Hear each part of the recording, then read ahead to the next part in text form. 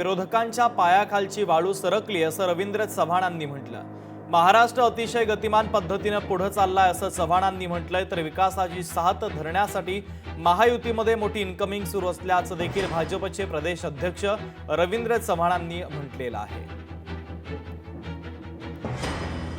दरम्यान भाजपचे प्रदेश अध्यक्ष रवींद्र चव्हाण यांची सविस्तर मुलाखत क्रॉस फायर मध्ये आज रात्री 7:56 तुम्ही लोकशाही मराठीवर पाहू शकणार आहात। खरं तर विरोधकांच्या पायाखालची वाळू सरकली। त्याचं कारणच एक आहे की महाराष्ट्र अतिशय गतिमान पद्धतीने पुढे चालला आहे। विरोधात काम करणाऱ्या प्रत्येकाला हे लक्षात येत आहे की महाराष्ट्र आता थांबणार नाहीये, महाराष्ट्र हा असाच पुढे जाणार आहे।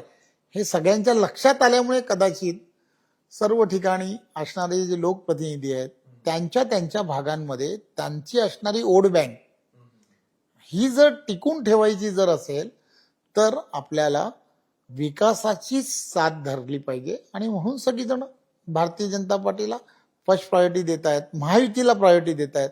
त्यामुळे सर्व पक्षांमध्ये, महायुतीच्या सर्व पक्षांमध्ये मोठ्या प्रमाणामध्ये इनकमिंग होताना दिसत आहे।